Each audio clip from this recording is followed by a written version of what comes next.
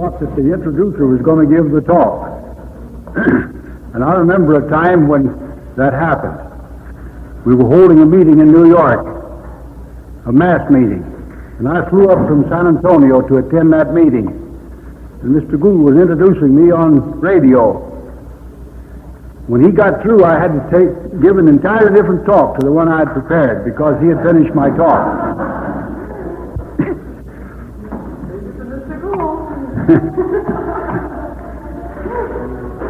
So this afternoon we're going to talk to you about getting well.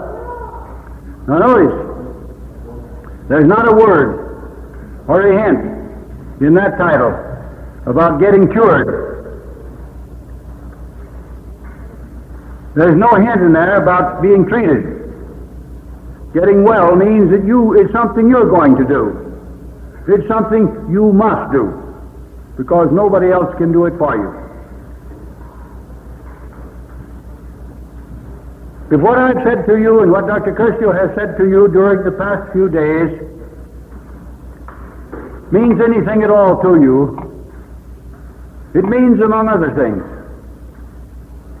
that you build your own diseases, that you are the architect of your own misery.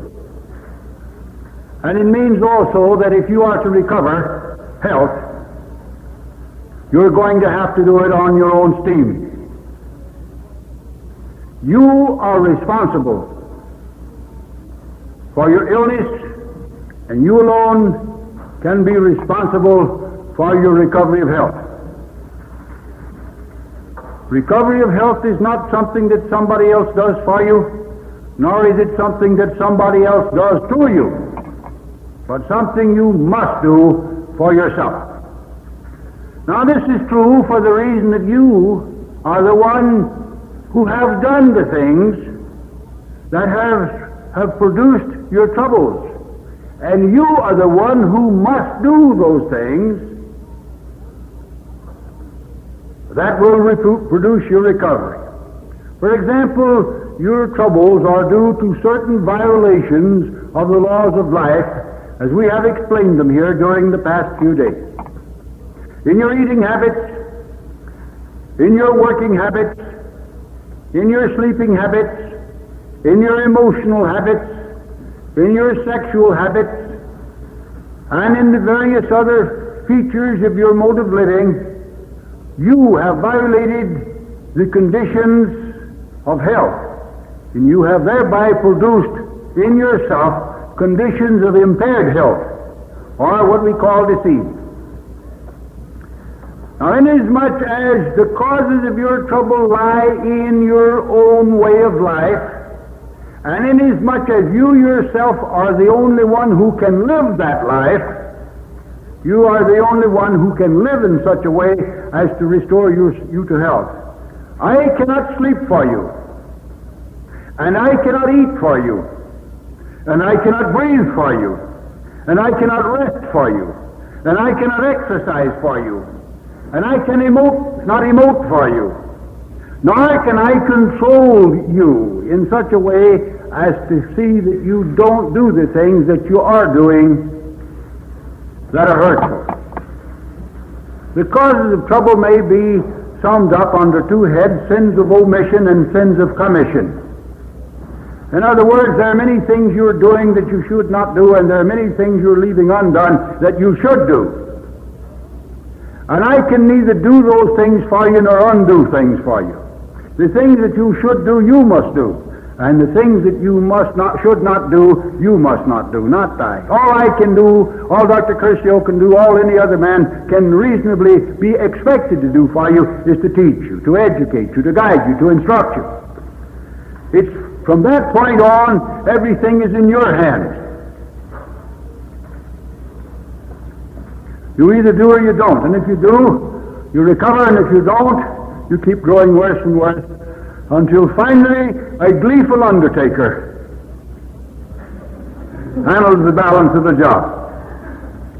I know they're gleeful because undertaking brings in quite a little money. It's a very profitable profession.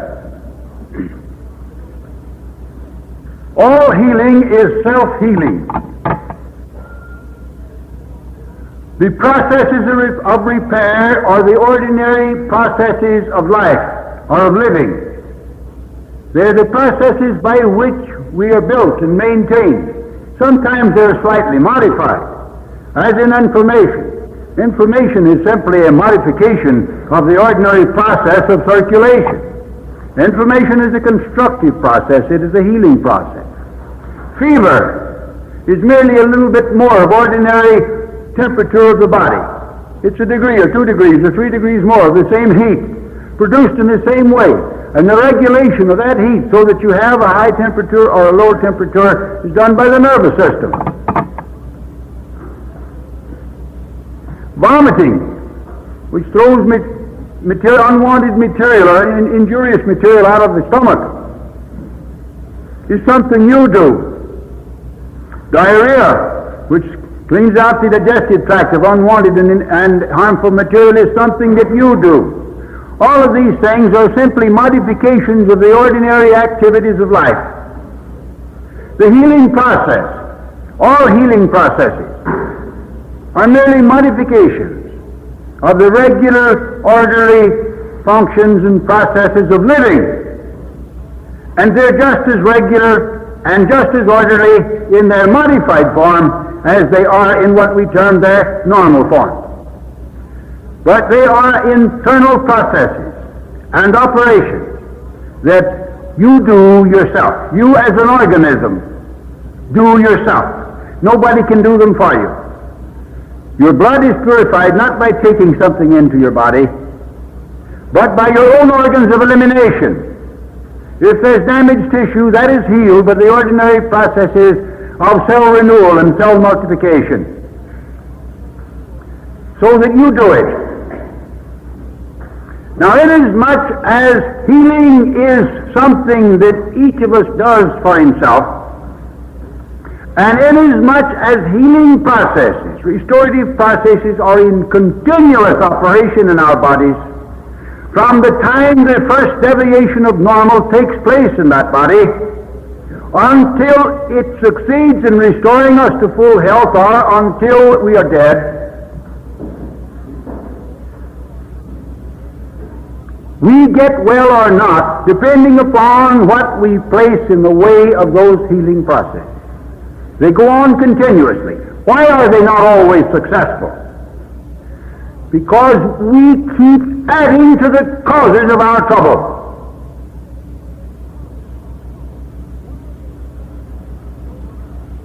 Why does the drunk man not sober up? Because he keeps drinking. Why does the person who is suffering from the effects of gluttony not overcome those effects? Because he continues his gluttonous indulgence. Why does the man who is suffering from a lack of sleep not overcome the effects of lack of sleep? Because he doesn't get enough sleep night after night. It is because we continue to produce our troubles day by day that the regular, orderly, and continuous processes of healing are unable to complete the work of recovery. We stand in our own way of recovery. We are the obstacles to full health.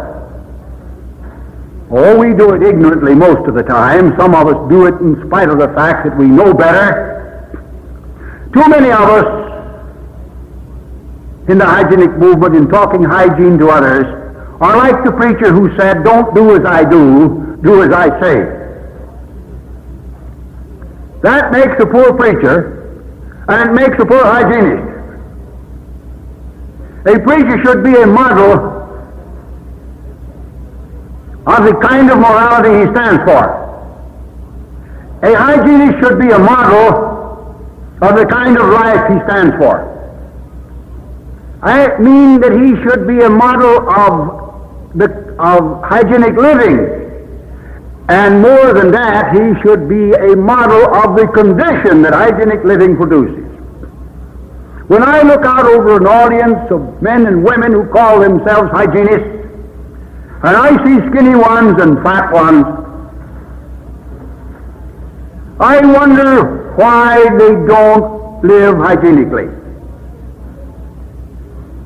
If a person is fat, even though they're eating hygienically, they're still eating too much. If a person is skinny, even though he or she is eating hygienically, it means that they have not taken the trouble to restore their functioning power before they begin to eat hygienically. So they're not making proper use of their hygienic diet.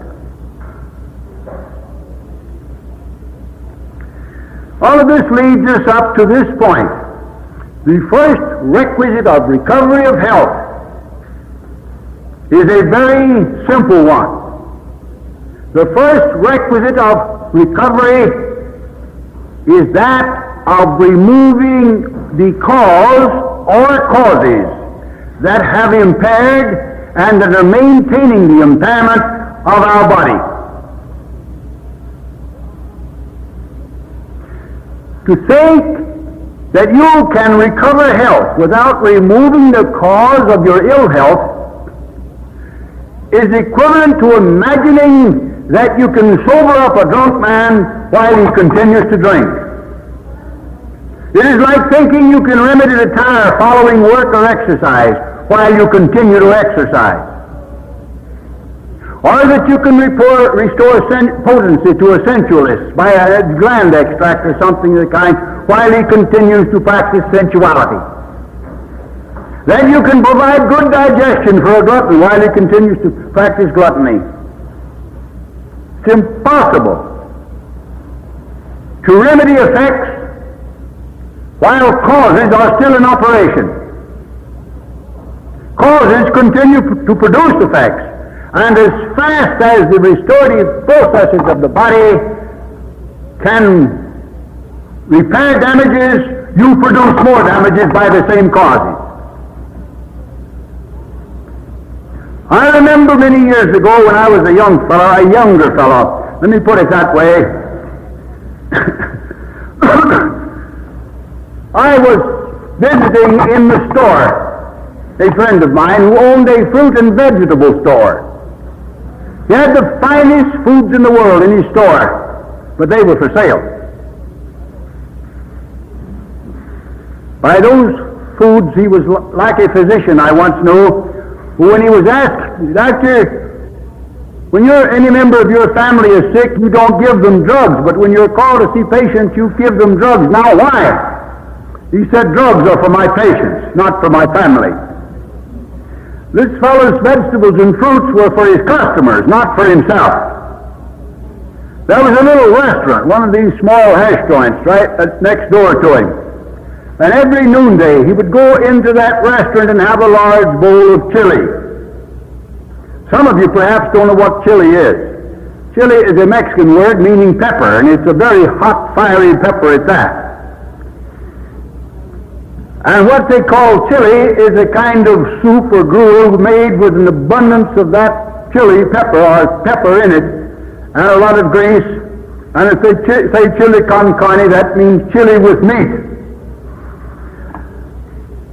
A man from Chicago once came down to San Antonio in the summertime, and it was a rather hot day, and he was walking along the street, and he decided he'd like to have something cool to cool him off. So he looked up and he saw a sign, chili. He thought, well, now that's just what I need. So he went into the restaurant and he ordered chili. And the girl brought him a bowl of chili, and he took a spoonful of the chili into his mouth, and he sputtered and he coughed a bit, and he called the girl back and he said, "You made a mistake. I ordered chili." And she said, "Well, that's what I brought you." He said, "I thought it was a sample of hellfire." Well, now that's a kind of a mustard plaster, so to say, that he was putting on his stomach every day. And he was suffering. In addition to that, he'd get drunk every once in a while. He'd provide himself with 2 or 3 quarts of the best whiskey. He'd lock himself up in his room, and he'd get drunk, and he'd stay drunk as long as the whiskey lasted. Then he'd sober up, and maybe it would be some time before he'd drink again. But that was his way of handling himself. His whole mode of living involved a lot of very flagrant violations of the laws of life. On this particular evening, when he closed his store, we started walking together. For about 4 blocks we walked. When we came to the parting of the ways where he went north and I went south, and at the corner where we parted there was a drugstore. As we neared the drugstore, he says, "I've got to go in here and get something for my stomach. Now I know you wouldn't approve of it, but what can I do?" I said, "Well, now suppose we look at it this way. Suppose I take this finger of mine and put it on a block of wood and get a nice little hammer and come down on it with a hard blow and smash it, mangle the tissues and tear them and bruise them and cause it to bleed, break them and so forth. And now I put some salve on there and I wrap it up and I put it back on the block and I keep pounding. How long do you think it would take that finger to heal?" He said, "It never would." I said, "In spite of the salve?" "No." "What would you think of me if I did that?" "I'd think you were a fool." "Well," I said, "I think I would be too, but let's look at another fellow." I didn't say you. "Let's look at another fellow. Suppose I drink, and I eat chili, and I fill up with a lot of greasy, gooey dishes, and I eat a lot of salt, and I overeat, and I abuse my stomach in every possible way until it's crying out for relief. And suppose then, instead of stopping the abuse, as I did with my finger, I put some salve on my stomach and go on abusing it day after day. What would you think of that fellow?" "I'd think he was a very wise man," he said, as he went into the drugstore. That's the last time I ever saw him. Within a couple of weeks, a gleeful undertaker collected a big fat fee. Now, perhaps he would have died anyhow at this particular stage if he had given up his abuse. He may have already reached a stage where his pathology was irreversible. We do that. We get to a point where there is no possibility of return to health. You see it in cancer. You see it in tuberculosis. You see it in Bright's disease. You see it in diabetes. You see it in various nervous conditions. You see it in many conditions of the body where the pathology has evolved to such a point that there is no possibility of a return to health. Maybe he had already reached that stage by that particular evening, and maybe he hadn't. I do not know. But I do know that had he removed the causes of his suffering early enough, he would have returned to health, and he probably would have lived many years longer. I remember one time I was in New York City lecturing, and I drove up there by car, and I drove back, and I stopped at my home. I found my father in bed. He was 72 years old. He said, "Can you do anything for me?" My father had always opposed, from the time I bought my first copy of Physical Culture back in 1911. Mr. Gould says it was a tattered copy. Actually, I bought a new one off the newsstand. From that very day, right up until that time, my father had always opposed everything I stood for. He had been brought up in the old school. He believed in his medicines, as he called them. He believed in the pills and the powders and the potions and the poisons and the pukes and the purges of old school medicine. And when he got sick, he wanted real medicine. But now his old school had said to him, "We can't do anything for you. At the most, you have 6 months to live." 6 months. He said to me, "I'll do anything you say. I'm dying. I know it, and my physicians know it, and they say they can't do anything more." So I took him in my car, and I took him down to my place, and I cared for him. And he was a building contractor, and he had some jobs at home he had to go back and look after. So after a time he went home, and then later in the year he came back and went through another period of care. Now my father made a splendid progress under those 2 periods of care, but he wasn't willing to give up his habits of living and completely change his life. Nonetheless, he lacked 30 days reaching 80. In other words, he lived 8 years instead of 6 months.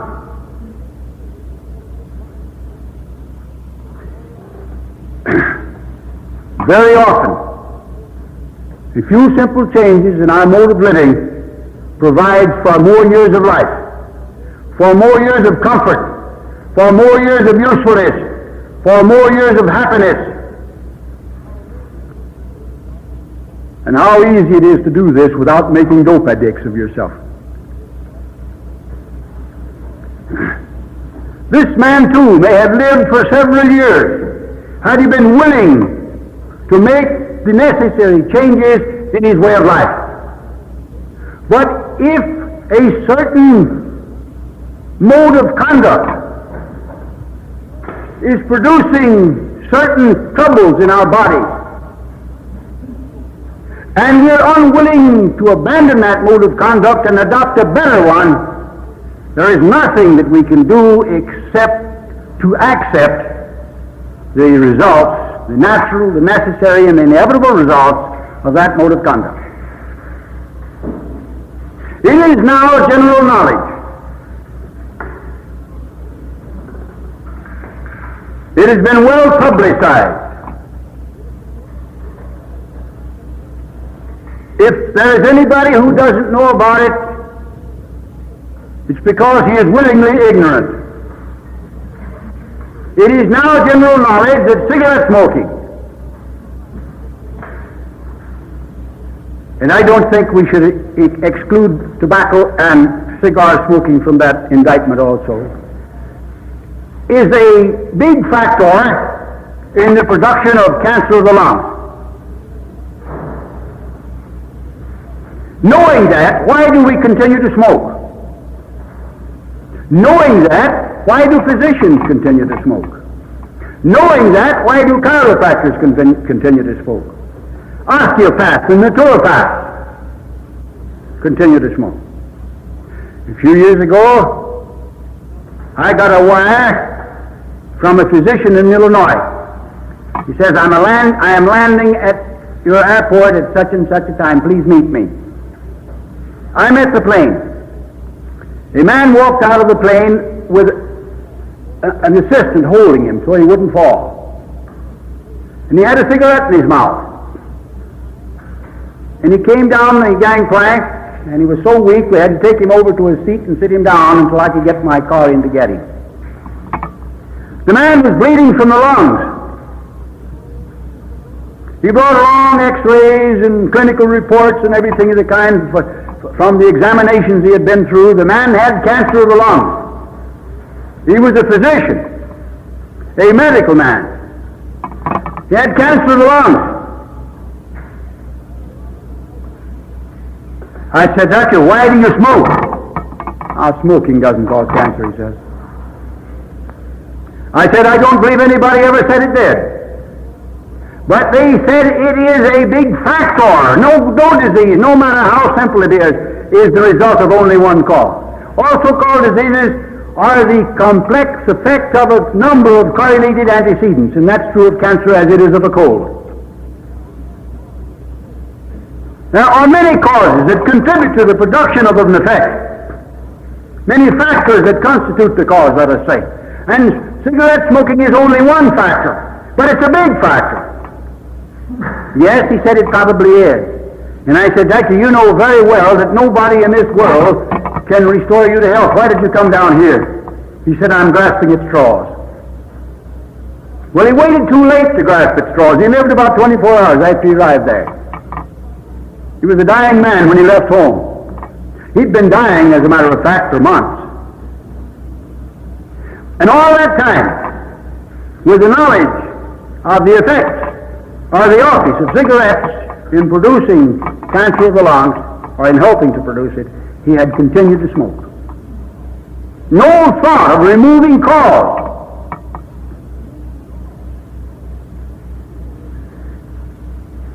You go to a physician, he examined you, Some of them are very thorough in their examination. They take a long time. They go give you many tests and many examinations.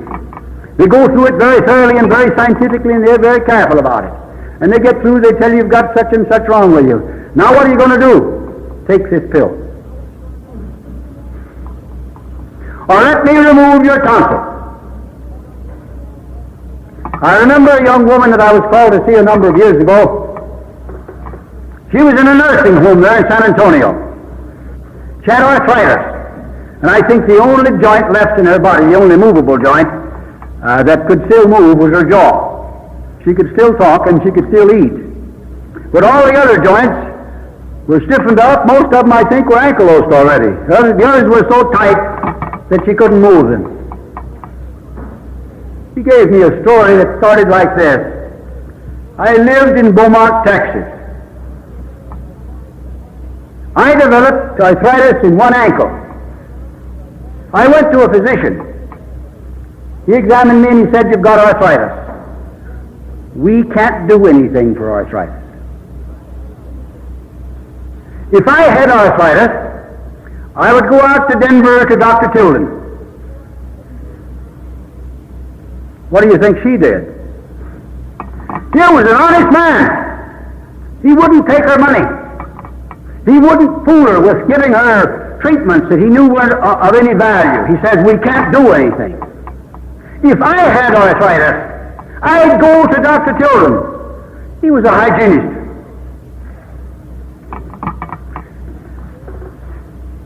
What do you think she did? She went across the hall to another man. And he said, "Well, you've got arthritis. You got some abscessed teeth. We'll have to pull your teeth." So they took out her teeth. And then she developed arthritis in the other ankle. So she had it in two now. She went back and he said, "Well, we'll have to remove your tonsils." So they removed her tonsils. Then she developed arthritis in the hip joint. Now she had arthritis in three joints. So they discovered that the trouble now was in the appendix. She had an infected appendix. Well, out came the appendix. Other joints became involved. So one of the ovaries was infected. So they removed the ovary. The arthritis spread to other joints. And then it was that she came to San Antonio. In San Antonio, they discovered that the other ovary was infected. So they removed that one. And now they said to her, "We have removed all of the causes of your trouble. We don't know why you don't get well." So, after a time in the hospital, while they put her into a nursing home where it was cheaper for her to stay, and it was in this condition that I found her. I didn't get her as a patient. She agreed to come. There was a painter painting the place that had seen her and had been under my care, and it urged her to call me in, and urged her to put herself under my care, and she says, "I'll be over there tomorrow." Well, the nurse called in, the physician was giving her aspirins at intervals, and the two of them talked her out of coming. I don't know whether I could have done anything for her or not. She was pretty far advanced. Arthritis can get to that point where it's hopeless. But I'm not sure that she had reached that point. I think I'm very positive I could have gotten her to free of pain. Some of the joints may have loosened up so she could have used them. The ankylosed ones would have remained ankylosed. That I'm sure of. But nonetheless, I tell you this story to bring out the fact that causes are not even considered in the regular care of patients. Oh, they said we had removed the causes, but actually they had only removed organs and parts of organs. And organs are not the cause of disease. Parts of organs do not cause disease. Of course, from the medical standpoint, germs get into these teeth and tonsils, and they get into the body, and they get into the joints, and they cause trouble.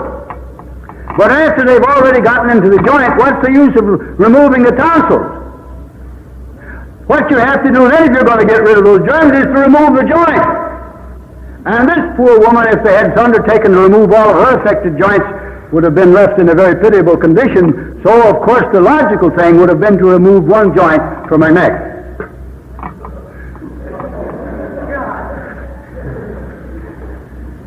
Imagine, taking out organs. Why, they take you apart piece by piece and consign you to the surgical garbage pail in order to restore you to health. When they have converted you into a mass of scar tissue and a bundle of nerves, they tell you there's nothing wrong with you. Just imagine you're sick. You need a psychiatrist. If only they could have sent you to the psychiatrist to begin with. He wouldn't have done you any good, but he probably wouldn't have butchered you up so much. If only they could have understood at the outset that you just thought you were sick, that you just imagined you were sick, that all you needed was a change of climate. What you really needed was the removal of cause, and they removed your organs. That is the first step in the recovery of health, is remove cause. Now, what is the cause? I traced it for you here the other night. Immediately, the universal basic cause of disease is a toxic state of your body, resulting from checked elimination, which in turn results from a lowering of functioning power, what we call innervation, which in turn results from a mode of living that uses up energy in excess. So we have to do, in order to remove cause, we've got to remove the toxic load.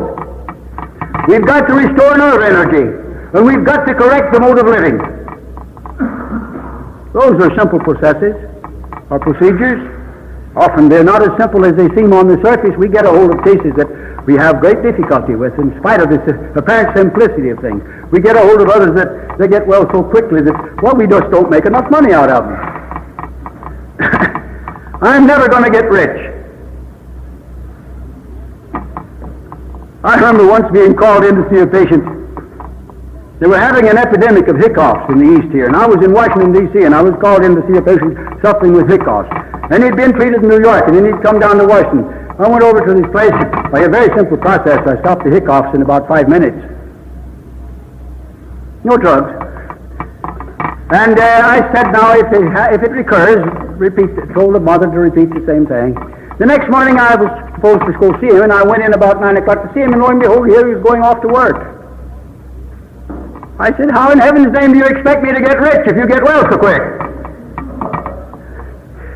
Well, I'll never get rich, I know that. So I've already given up all hopes of the first million and started on the second. We restore nerve energy by, as I pointed out, by stopping the things that are wasting nerve energy, stopping all nerve leaks, and by resting in order to the recuperation of energy. We eliminate toxins by restoring nerve energy, and by fasting to give the body an opportunity to catch up on its areas of expurgation. We correct the mode of living simply by educating our people into a correct way of life. So it's as simple as that. The second requisite of recovery is as simple as the first one.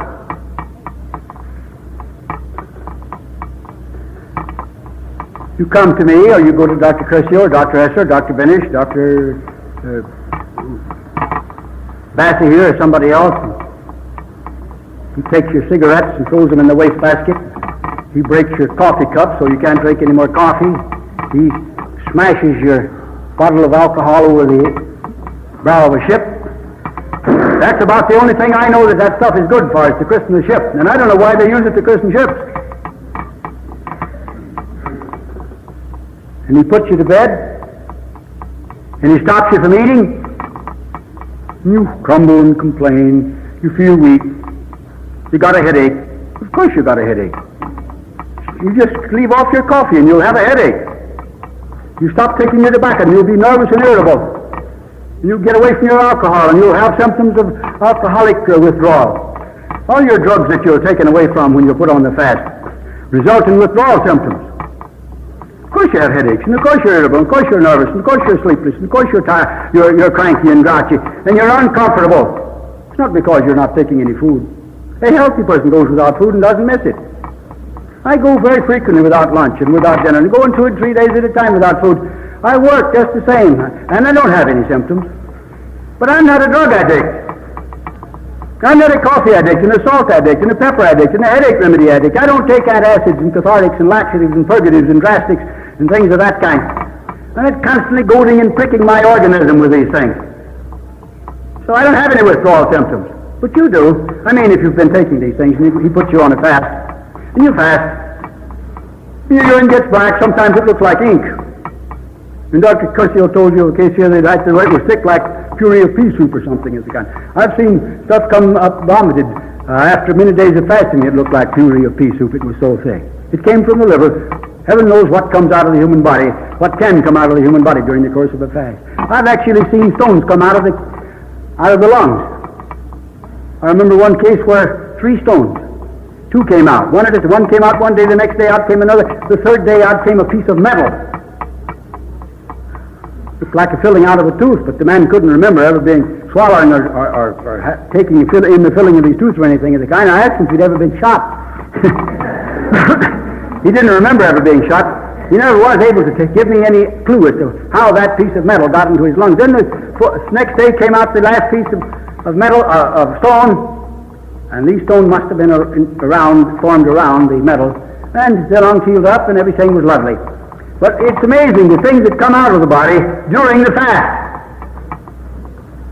You get cleaned out, you're thin, you're weak, you've gotten a good start on the road to health. Now you need something more. Your nerve energy is probably pretty well restored. You're pretty well cleaned out. And you've been for a time at least without your accustomed poisons, and without your gluttony and so on. Now you need something else. You need to build yourself up into a positive, vigorous state of health. You're more or less in a negative state now. You want to come up to a positive state. How are you going to do it? This is our second requisite of recovery. We must supply to the body in proper amounts and proportions and qualities all of the requisites of organic existence. Now what does that mean? That means, of course, that you've got to have arsenic. You must have penicillin. Then you must have cortisone. And you must have some of the other poisons, like, some of the tranquilizers. Are these the things that you live on? Are these the requisites of organic existence? Are these the things that life needs in order to build and to maintain an organism? Do you build bone out of arsenic? Do you build muscle out of penicillin? Do you build glandular structure out of cortisone? Do you build nervous structure out of tranquilizers? Of course not. We build our bodies with those same materials and those same influences that old Mother Nature has building and maintaining the animal and vegetable kingdoms from the beginning of life on this globe. She is still using the same ones with which to build them and maintain them, and she's going to go on using them as long as life lasts on this globe. I don't know how long that's going to be. If our politicians and diplomats have their way about it, it may not be long. We just need one atomic war, and that'll be the end of things. But at any rate, food, water, and air, and sunshine, and warmth, and cleanliness, and rest, and sleep, and exercise, and a wholesome mental attitude, a state of poise, of cheerfulness, of hopefulness, of courage, and of goodwill, and even of faith. Now, I said faith there. I didn't have any reference to faith in the theological sense. You people have many faiths theologically. I'm not going to try to say anything to you about your particular theological faith. Believe whatever you want to in that respect. That's none of my business. Faith in yourselves, faith in the laws of nature, faith in natural processes, faith in the normal ways of life. You aren't going to follow them if you don't have faith in them. I never reach for the moon because I'm fully confident that I can't reach it. But a baby that doesn't know that it can't reach the moon will reach out and try to get it. Belief that we can do a thing helps us to try even if we fail. Confidence in hygienic way of life helps us to carry out that hygienic way of life. So we need faith in all of these things. Faith is just as normal a part of the human constitution as is liver. Doubt is equally a normal part of man's constitution. And without both of them, one to counterbalance the other, heaven knows what would become of us. So, with these things, we build and maintain a positive state of body and mind. But what do we use for food? We cannot build tissue, normal tissue, healthy tissue. We cannot maintain normal, healthy tissue with the wrong kind of food, with white flour. Not even if it's had vitamins added to it and minerals added to it, if it's been fortified and so forth. It still won't build it. As a matter of fact, a woman scientist in the University of California fed two groups of rats on white flour products. One group was fed on white flour products made from fortified white flour, and the other group was fed on white flour products made from unfortified white flour. The group fed on the fortified white flour died first. Both of them died because white flour will not sustain life. But the ones that got the fortified white flour died first. We can't build and maintain normal tissue on a diet made up of pasteurized and fermented and processed and refined and denatured and demineralized and devitaminized foods. It is essential that we eat whole foods. That it is essential that we not try the modern experiment of living on these refined foods and eating vitamins to supplement them. In the first place, the vitamins are no good. In the second place, they are defective in other ways than in their lack of vitamins. Take, for example, white flour. In the manufacture of white flour, 75% of the minerals of the wheat are taken out and thrown away. Or not exactly thrown away, they feed it to the cattle and the horses, and they have better health than we do. 75% of the minerals are discarded. Now, can you imagine supplementing that white flour with some synthetic vitamins and getting the minerals? Of course not. We need to eat foods that contain all of the essential ingredients needed in our body, and eat them in harmonious combinations, harmonious association, one element with the other, as old Mother Nature puts them up in her own food packages. You buy them in the store after they've been nicely processed in nice little boxes with beautiful labels and colored labels and wrapped in cellophane, and they look very nice on the outside. But they're too much like that book that John tells us about that he ate on the Isle of Patmos. He tells us that an angel came down and he had a book in his hand. And John asked him, "What is that book?" And he says, "Here, take it and eat it, and it'll be sweet in your mouth and bitter in your belly." John tells us that that's what happened. Now, this kind of a diet is very much like that book, with the addition of sugar and sauces and seasonings and colorings and flavorings and conditioners of various kinds. It can be made to appeal to your palate. But when it gets down below, that appeal is lost. The Department of the Interior can't make use of it. However good the cook may be able to make it taste, however acceptable to your palate it may be made by the cook, it's not acceptable to your tissues.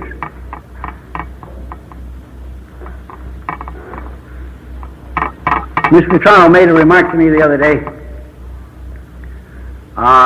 the truth of which was quite apparent to me for a long time, that I want to bring out here again. He says, very few hygienists take exercise.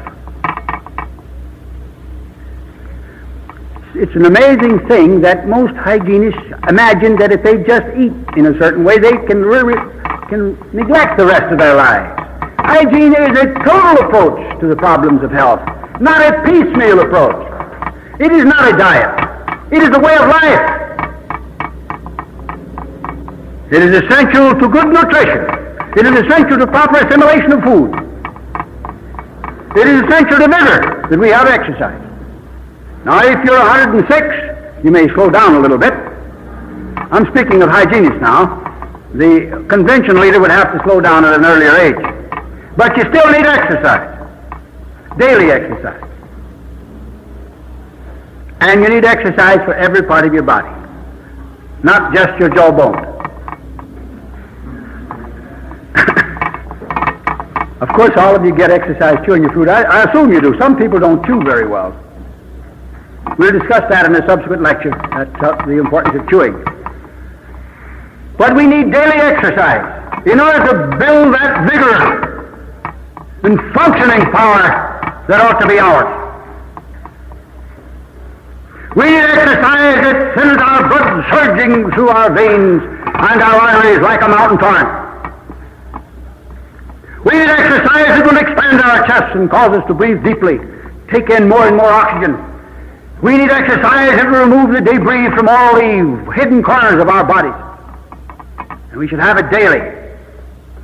We're lazy. We're indolent. We plead that we haven't got time. There's an old story told about the devil and St. Peter. They got into an argument or into a discussion about who could mow the most wheat in the field. So they divided the wheat field in half and they went to work to see who could mow the most wheat, who could finish the field first. After a time, St. Peter sat down to sharpen his scythe, and the devil got ahead of him. He got up and he went to mowing, and with a sharp scythe he was soon ahead of the devil. And the minute he sat down, a little while, he sat down and started sharpening his scythe again, and the devil got ahead. And he got up with his sharp scythe and he went back to cutting, and he was soon ahead of the devil. But he sat down to sharpen his scythe again, and again the devil got ahead. And he got up with his sharp scythe and he went to work, and this time he was about to finish, and the devil saw he was going to finish ahead, and he said, "St. Peter, why don't you sharpen your scythe?" Well, Peter didn't have to anymore. He still had a sharp scythe, and the devil's scythe had not been sharpened yet, had just kept getting duller and duller and duller, and the poor old fellow, he could hardly cut any more wheat. Now, St. Peter, in sharpening his scythe, had taken time out from his activities to prepare his instrument for work. And that's what one of the things that exercise means to us. We don't have time not to take time to exercise. We can't afford not to take time for it. The man who hasn't time to take care of his health is just exactly like in the same position as the mechanic who hasn't time to take care of his tools. He soon doesn't have any tools, and you soon don't have any health. We must take time.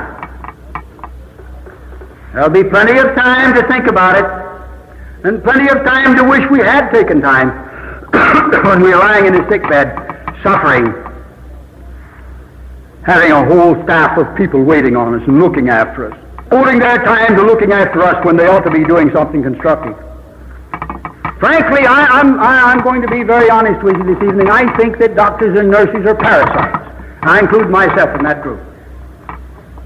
We're doing something that should not have to be done. We're doing something that if our people would live right and maintain themselves in health, would put us out of work. A healthy people doesn't need physicians. I believe Jesus is the first one who made that remark. It's still true, just as true now as it was on the day he said it. The healthy don't need a physician. That puts the emphasis where it belongs to. It puts the emphasis on health, on wholeness, on integrity. Let us take time to build and to maintain good health. And we need sunshine. I told you the other night about receiving a letter from a friend who was a professor of anatomy in one of our leading universities here, not too far away. He's teaching anatomy to medical and dental students. Every once in a while, the old fellow will go into the room and forget all about anatomy and give him a lecture on hygiene. But on this particular occasion, he wrote me a letter and he said, I've just come down off the roof where I've had 4 hours of sunbathing. Now that's too much. We need to exercise good sense in our application of all of these things.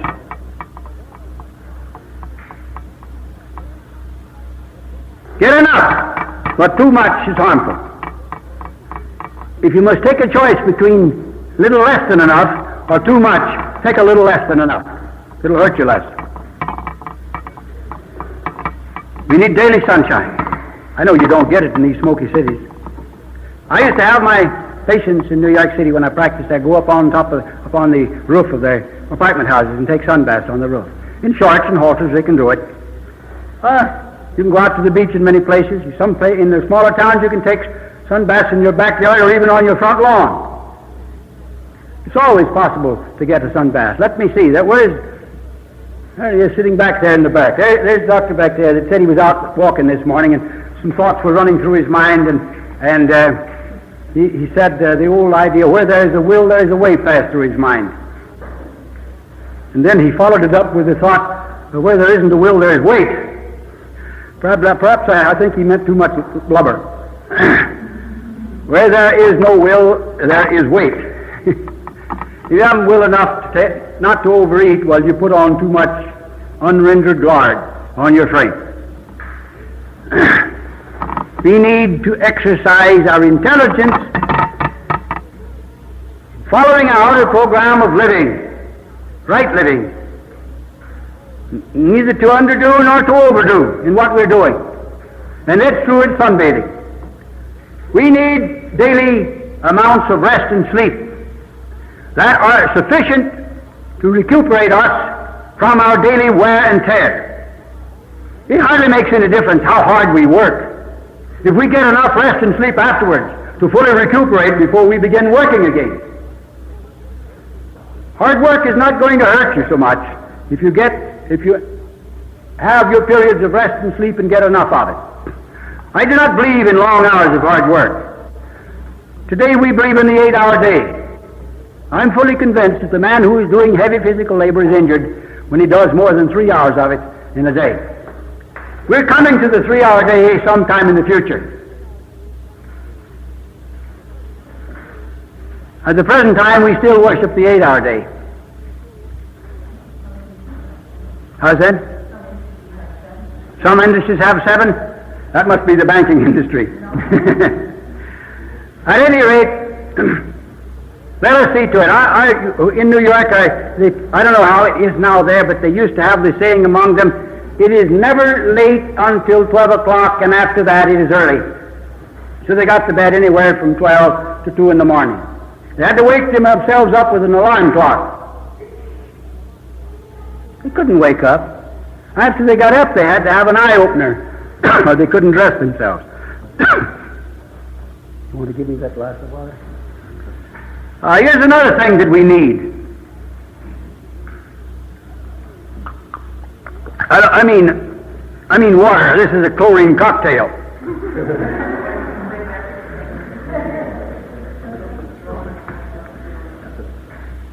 Is that? He says he has a still. He can make us moonshine dew. But water is something that many of us take too much of. We have the idea that we must drink so many glasses of water a day.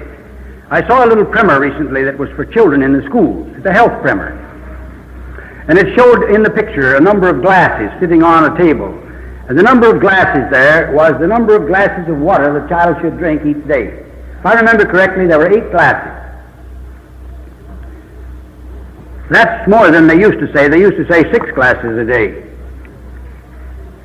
I remember when I was on the staff of the New York Evening Graphic a number of years back, I received a letter from a lady in Savannah, Georgia, telling me that the physician had prescribed for her boy 23 glasses of water a day.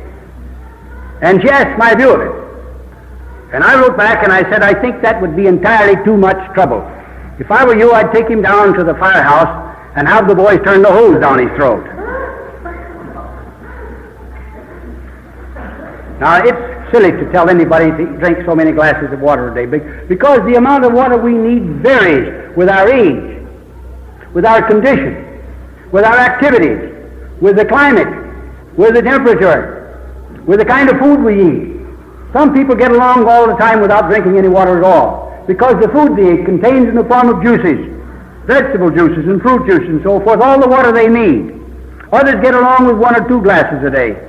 Some take 1 or 2 glasses a week.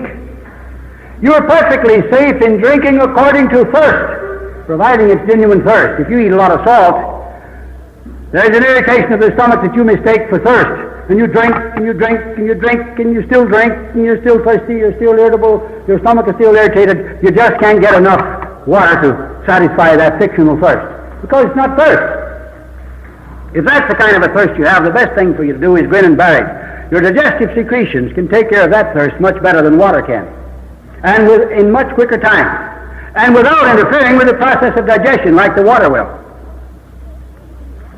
Drink according to instinctive demand. I'll give you more about drinking when we come to discussing how to eat. Right now, I'm discussing primarily the elements of a healthy way of life, which are the necessities for building that positive state of health.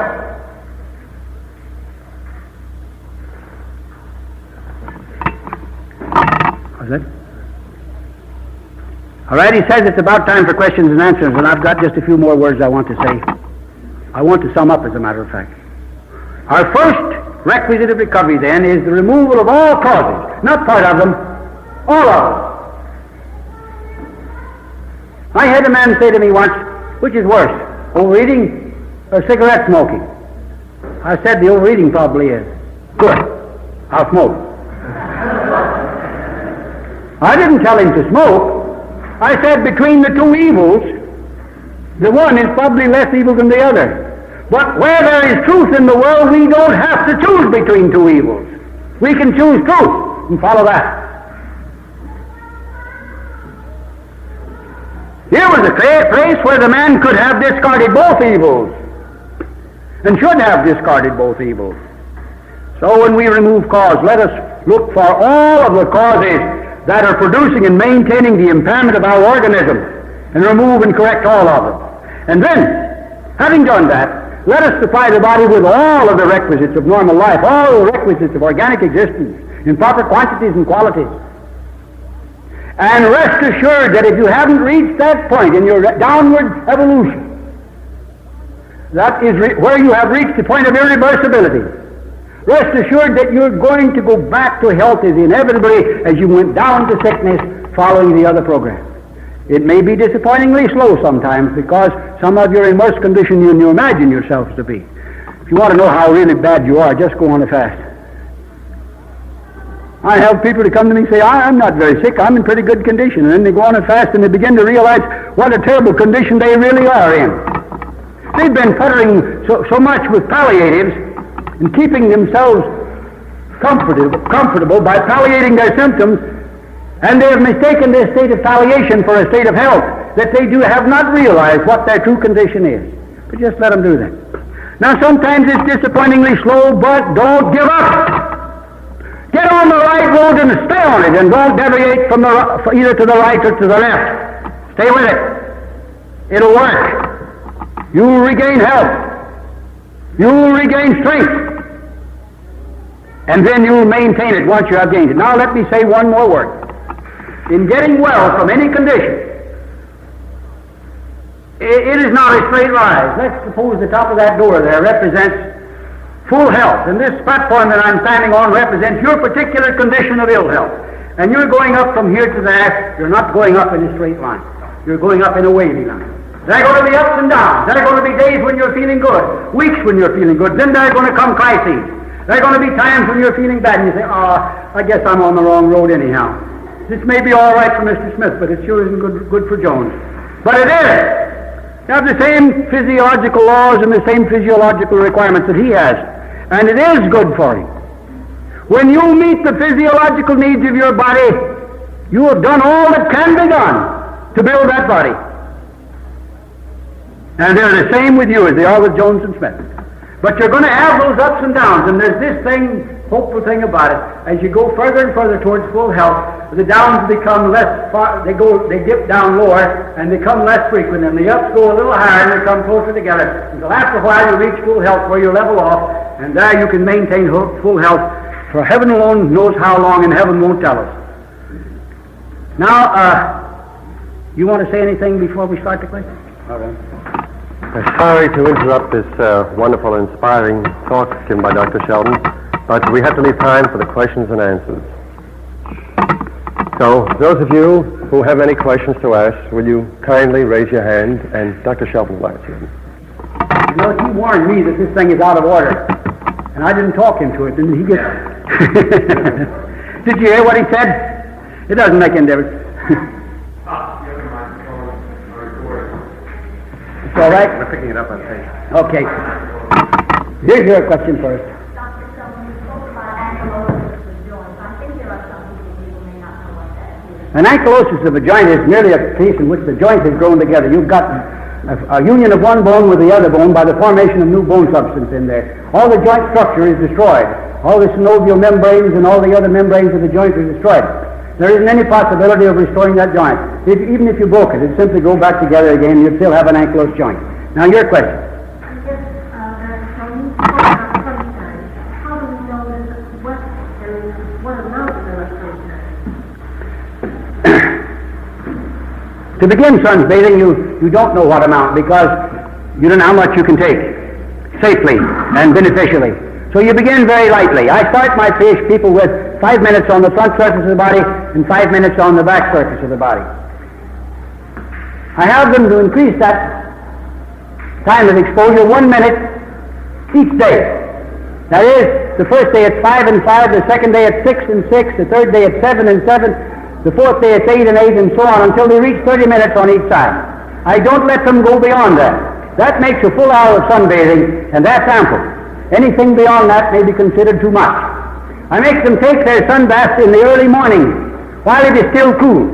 If it is cloudy and the sun does not get out until it's hot, I have them to omit their sun bath. Or they may take sun baths on such days in the late afternoon, but the morning sunbathing is still better. Get it early when it's cool. Don't overdo it. Start lightly, and as you gain a little more tan and so forth, you can take a little more. But an hour is enough for anybody. Your question.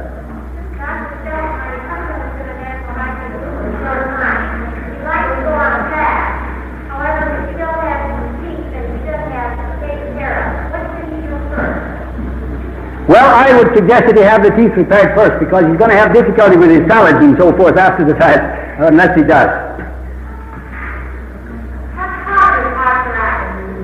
Arthritis is a condition that grows out of toxemia, a toxic state of the body, which grows out of sex elimination, which grows out of a mode of living that uses up nerve energy in excess. In all cases of arthritis, we have a history, besides the innovating mode of living, we have a history of an excessive intake of starches, sugar.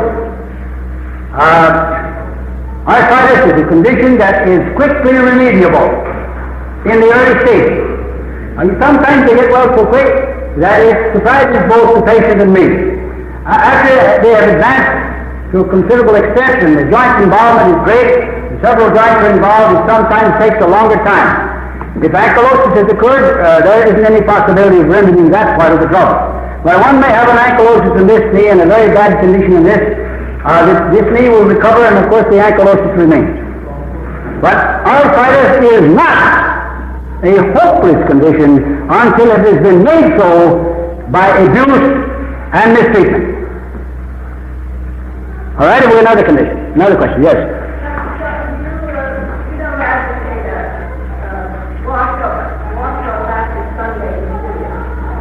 I don't see any objection to taking a bath after sunbathing. You do sweat very often, and I let my patients take a bath immediately. You never mentioned anything about water packs. Packs? Packs, yes. Water packs for reducing heat and stimulating circulation. Well, in hygiene, we don't use hydrotherapy. In hygiene, we avoid all therapeutic measures. In hygiene, we're not trying to cure disease. I went through all of these things in my college days. I went through all of them in my after-college work in the various institutions I worked in. There are palliative procedures. You can relieve pain with them, you can reduce fever with them, you can do this, that, and the other, but you don't remove any cause. And you do, as I pointed out to you the first night here, you do enervate your patient. You do prolong the patient's trouble. The patient will get well at least 20% sooner if you leave those things out of the practice than if you include them. Well, I enervated myself doing it because I nursed about 6 or 7 people in my own family, and I was advised by a hygienist, and I gave cheese packs and chicken packs so long that I just wore myself. You enervated yourself along with the patient. Yes. This reminds me of a woman that came to me from Pittsburgh one time. She had attended the lectures of some of these peddlers that were put on these patent food shows instead of patent medicine shows. And he had come to Pittsburgh and given a series of lectures, and among other things, he was selling a juice machine. And she bought one of them to get well. She was going to drink juice, and she was going to take that juicy way into heaven.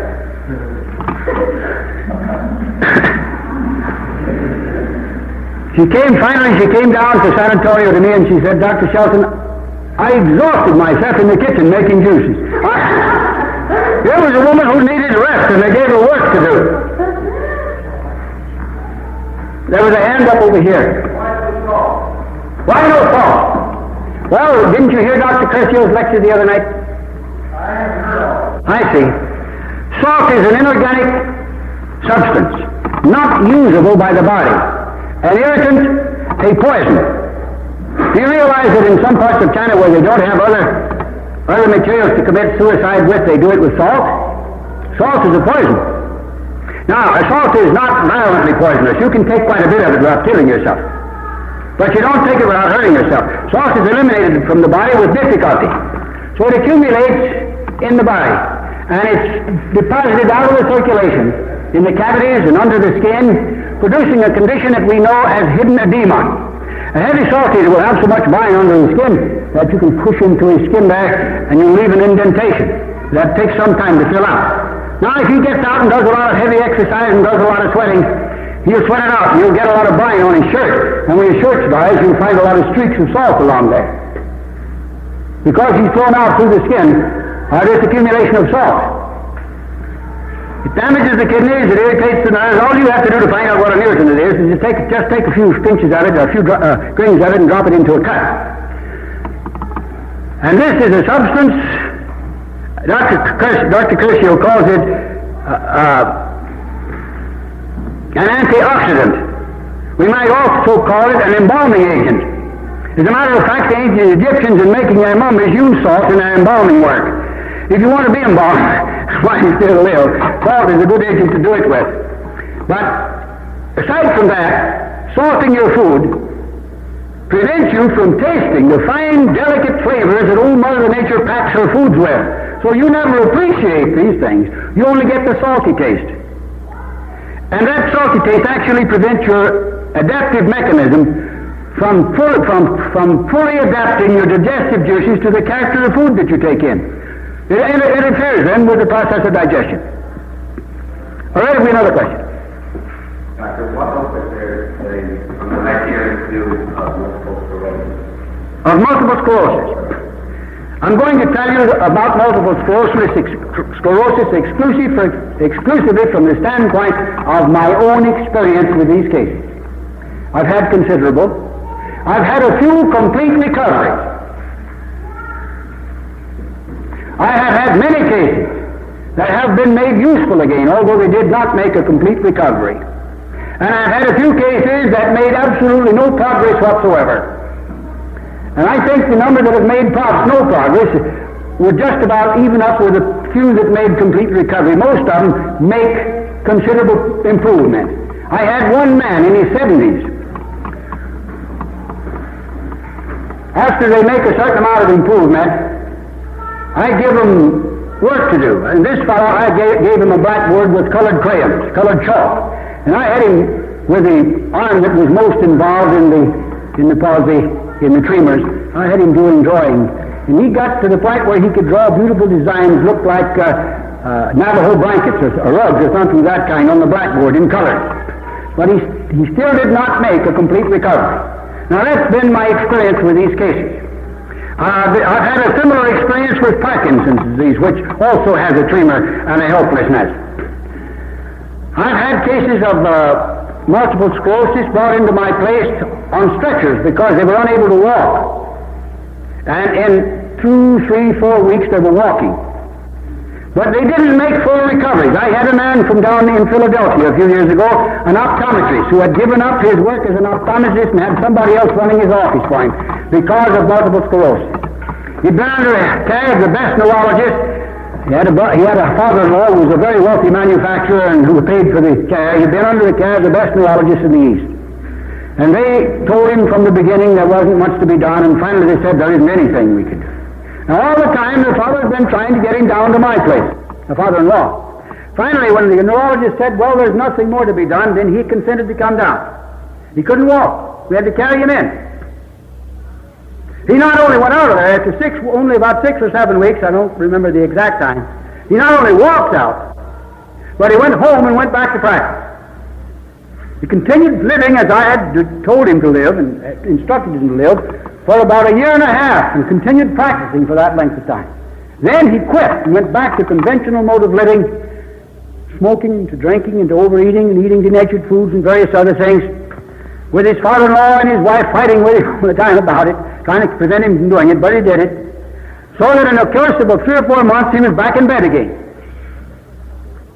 And that is merely one example of what can be done in cases where full recovery is not possible. All right, have we another question?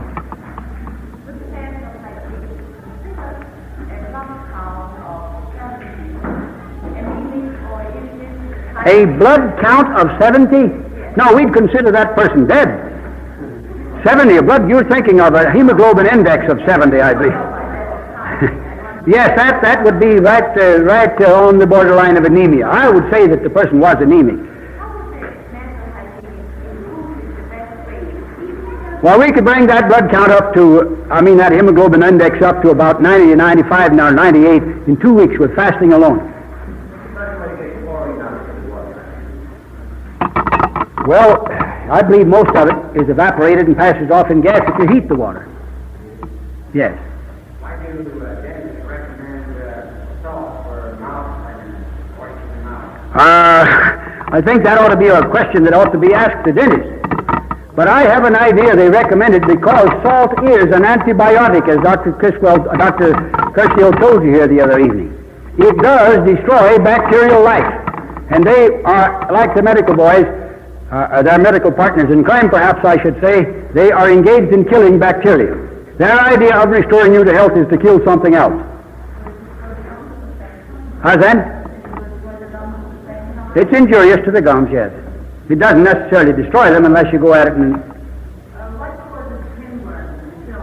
Pinworms are worms. They are not caused by anything. They're just worms that hatch from eggs. You get the pinworms, or the eggs of the pinworms, worms from some source, commonly in food or in water, and they find lodgment in the colons of children that have a catarrh state of the colon. If the child is in health, the pinworms are as helpless as a feather in a whirlwind, and you don't have any pinworms. If the child is not in health, the pinworms will take up a lodging there and start housekeeping. The best way to get rid of pinworms is to put the child on a fast. Shelton, in view of the fact that the physiology of all people are the same, why is it that in some cases people cannot use, or seemingly not use, dairy nuts as a source of protein, but seem to survive and thrive on dairy products or egg yolks? You mentioned that before. The physiology of all people is the same. We're all built alike, we're constituted alike, we're constructed alike, we have the same digestive juices, we have the same type of circulation, we take in the same oxygen, we need the same water, we need all this, but our pathology is not always the same.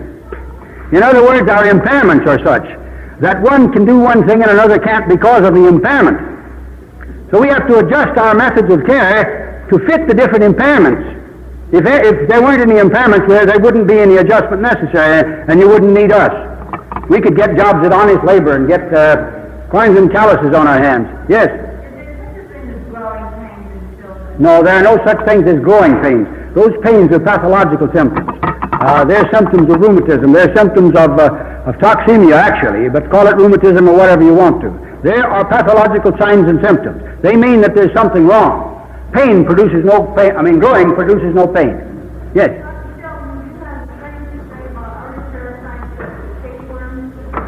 Same with all of them, yes. Parasites are helpless in the face of health. If you've got extra inhabitants in your digestive tract, it means that you have brought yourself down to that condition of health that makes it possible for them to live there. How would you explain the time going up to normal during your fast? I think it's very simple. I mentioned to you the other night, I don't believe you had arrived when I told them this. That the autopsy, people that have died of progressive pernicious anemia, and they analyze their tissues and they find an abundance of iron stored in the tissues. But the patient was not manufacturing blood cells, in spite of the presence of an abundance of iron.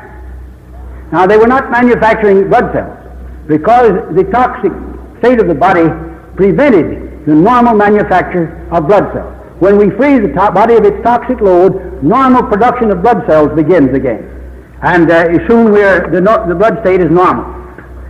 All right, have we another question? Is there any benefit from, nutritional benefit from the use of organic mineral salts? Organic mineral salts.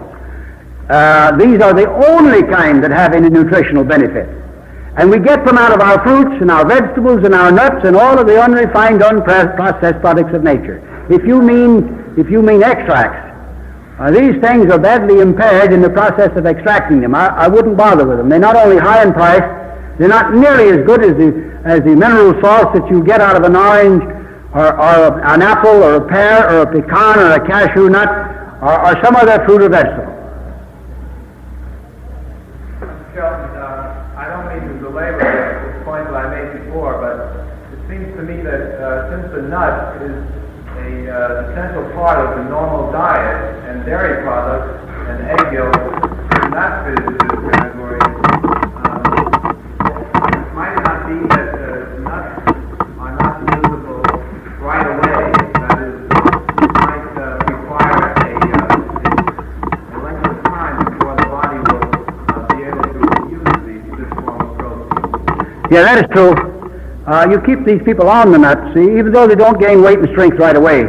Keep them on there, and after a while they will make the adjustment so they can make use of them. It may take 6 months or 8 months or a year before they do it. I've seen it take 2 years. Now, I'm not in the position to keep people in my place that long. I don't have the necessary psychological qualifications to hold them there if they're not showing signs of progress. They want to get back home. They want to get back to their families. They want to get back to their work, to their responsibilities, or whatever else they want to get back to. So I'm in a position where I've got to do the most farming that I can in the short time that I have at my command. So I resort to the things that they can make use of. Now, after a time, give them cottage cheese, give them egg yolk, maybe for a week or 2 weeks, and then give them the nuts, and you'll find that they can go on with it. I don't think it's anything against the nut diet. It's against the nut that eats the diet, I should say. Exactly what it seems and annoys me too a little bit. Does that mean that the body must be in absolutely pure condition or whatever it is to be able to digest, or is it because the nut is difficult to digest, or it's not that easily assimilable? I don't think there's a difference in assimilability, but in digestibility. The digestion of a nut is a different process to that of most other proteins, and it takes a longer time. The secretion of digestive juices is different, and the strongest juice is poured out on the nut in the fourth hour of digestion, on the egg yolk in the second hour of digestion, on flesh food in the first hour of digestion. There's a different kind of a process, and it means that due to the particular impairment of the digestive system of this person, he is not able to properly digest the nut. In his particular condition, as soon as he improved, he takes the nuts as well as the next fellow. Yes.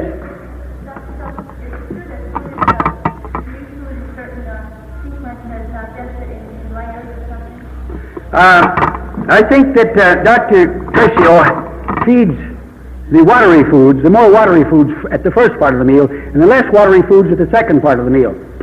And he has his reasons for this, and I think that we might say that at the present time this particular form of eating is more or less in the experimental stage. It is just possible that Dr. Curcio has hit upon a valid principle, and it's just possible that when he gets it fully worked out, why we'll make it an integral part of the hygienic system. I'm in favor of letting Dr. Curcio go ahead with that idea and work it out thoroughly to see whether or not it has all the virtues that he thinks it has.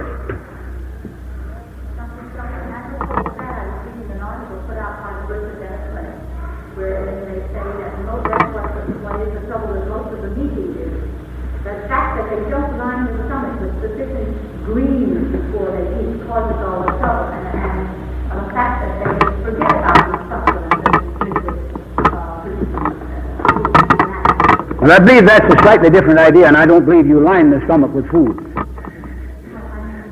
Yeah.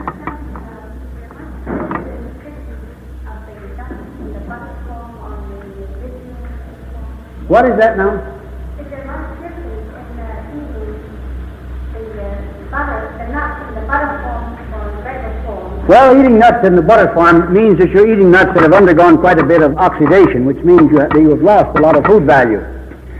In addition to that, you eat them without chewing them, which means they don't digest so well. Nuts ought to be thoroughly chewed. They ought to be reduced to the milky stage. Now, nut butters are permissible for the fellow who has no teeth. If you've got a good set of teeth, eat the nuts. What do you think of the seeds, such as sesame seeds and flax? Well, now, we eat of many seeds. Nuts are seeds. Beans and peas are seeds. All the cereals are seeds. Sunflower seeds are good foods. Sesame seeds are good foods. Yes, if you go across the border down Mexico way, you'll find they eat hundreds of seeds that we don't know anything about. The stores are just full of packages of seeds of various kinds that they sell, and the people eat lots of different kinds of seeds down there. Seeds are all packages of food. There's just one little part of the seed that's the germ that's alive, and the rest of it is food for that plant at the time it germinates. But it's also food that you can make use of.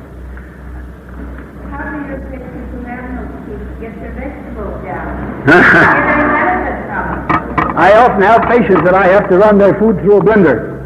Now, when we do that, we have to blend it and take it right to them and have them take it right away to get as little oxidation as possible. You mean like a soup form? No, not soup. It's run through a blender and fed to them.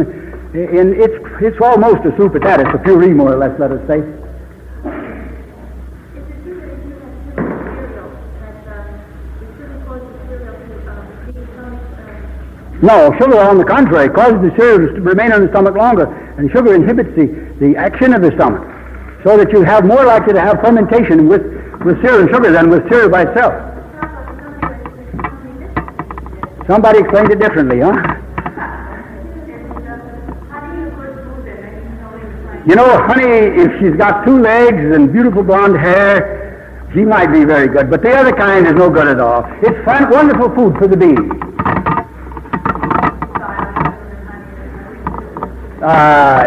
It's a highly concentrated sugar containing an acid that the bees put in there to preserve it that interferes with its digestion.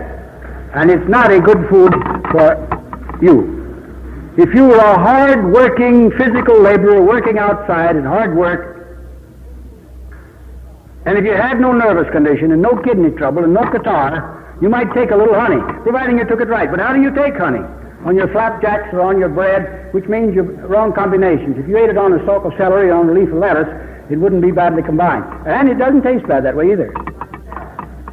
Yes, but not with other foods. Just I just wanted to ask you if there's any validity to some people expressing a thought for the conventional, or let's say your man-sophisticated way of life, conventional life, to gradually get away from the meats and the things that you consume, or go off into immediately or roughly. Well, now let me ask you this question. If you had a man that was a habitual liar and you wanted him to stop lying, would you ask him to gradually quit or to cut it out? I'm talking this is about the withdrawal pain, and just in order in conjunction with the nut. Something is wrong with the body, and the body can digest good food immediately. You're quite right, but it makes a more speedy and more satisfactory adjustment if you quit these evil things immediately than it does if you prolong them. And one of the troubles with this tapering off program is that you taper off to a certain point and you start tapering on again. You don't really carry it out. Your question over there.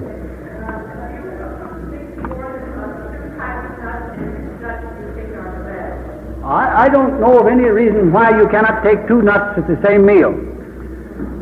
And, well, I said 2 or more. Yes, you can take 2 or more. So far as I know, I don't know of any reason why you can't. But I don't think there is enough difference in nuts. Now, I know there are differences in composition. Some of them contain considerably more protein than others. But I mean, I don't think that there's enough difference in them for us to split hairs over which is the best nut. Nobody's going to live on one nut, unless he's a genuine nut himself. You're going to live on a variety of nuts. So take those you like today and those you like tomorrow and the next day. All the nuts, as far as I know, are acid-forming, if that's what you mean. I don't know of any reason why you can't eat acid-forming food so long as you don't eat them to excess.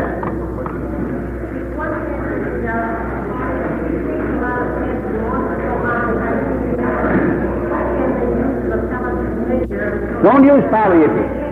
Don't use palliatives. Don't use them at all.